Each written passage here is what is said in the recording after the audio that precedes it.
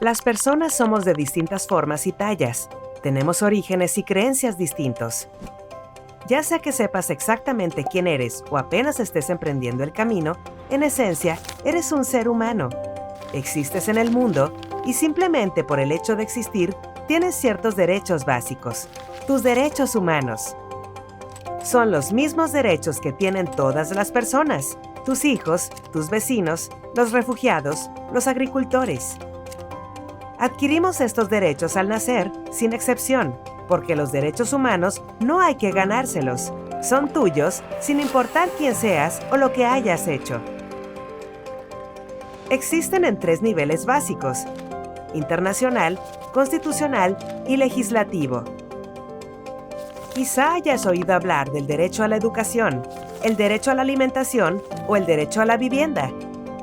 Esos son derechos humanos internacionales. Les corresponden a todas las personas en todo el mundo y están consagrados en la Declaración Universal de Derechos Humanos. También tienes derechos que son específicamente de Canadá. Están protegidos por nuestra Constitución y por la Carta Canadiense de Derechos y Libertades. Incluyen el derecho al voto, el derecho a la igualdad y la libertad de expresión. Todos estos derechos dictan cómo es que los gobiernos deben de tratar a las personas. Pero hay un tercer nivel, el legislativo.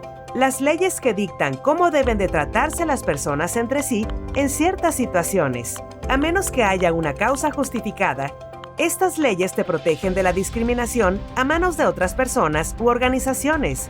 Por ejemplo, si necesitas un baño, debería haber uno a donde puedas ir sin miedo.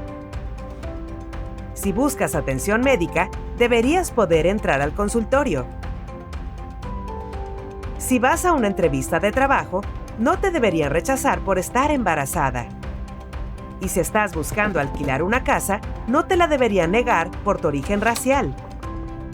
Si vives en cualquier lugar de la Columbia Británica, tus derechos están protegidos por el Código de Derechos Humanos de BC. Este código es un escudo. Es una herramienta para buscar ayuda y justicia. Te protege en cuestiones laborales, de vivienda y servicios, como tiendas y restaurantes.